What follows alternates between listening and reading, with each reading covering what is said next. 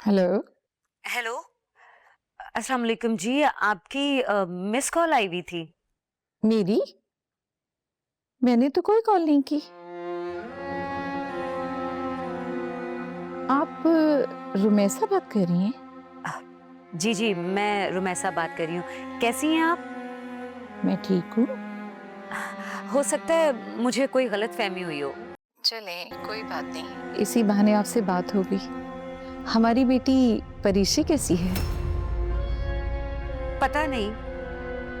क्या मतलब? अब देखें ना, पूरा दिन तो उसका ऑफिस में गुजरता है।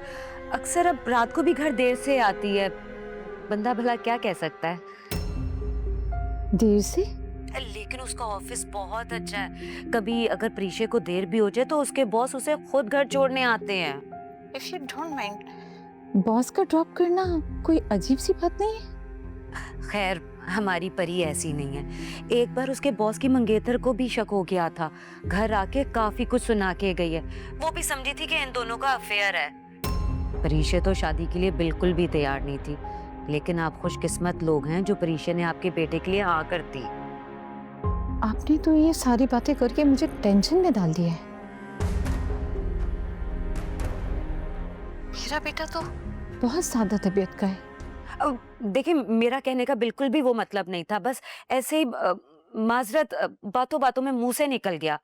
देखिए, जो भी बात है आप मुझसे खुल के कर सकती हैं। देखें, अगर मैं कुछ कहूंगी तो बात वहीं पे आ जाएगी। कहलवाऊंगी तो मैं सौतेली माँ ही ना।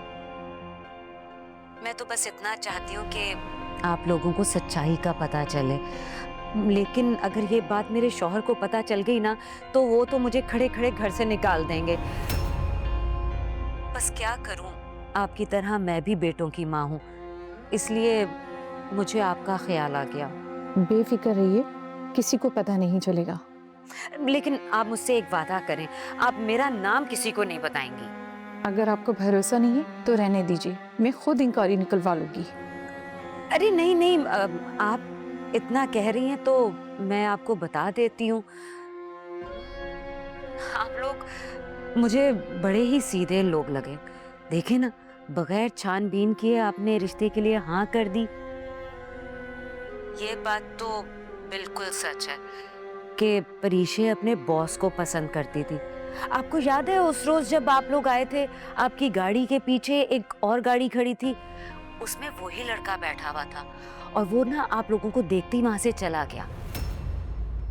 हाँ, एक लड़का खड़ा तो था।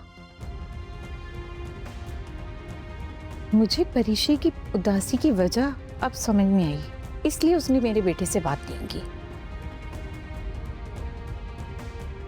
मुझे लगा शर्म हया वाली लड़की है, इसलिए। वैसे मेरा ख्याल है अब वो लड़का नहीं आता।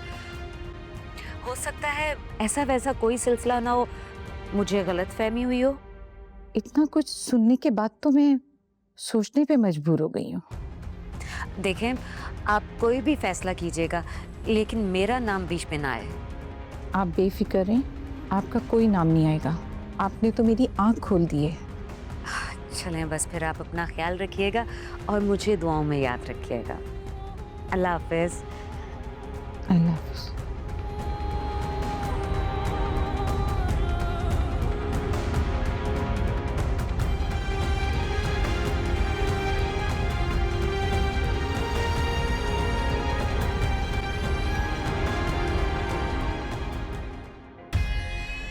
बहुत खाली जुबैदा बीवी तुम्हारे घर की आई हुई मिठाई।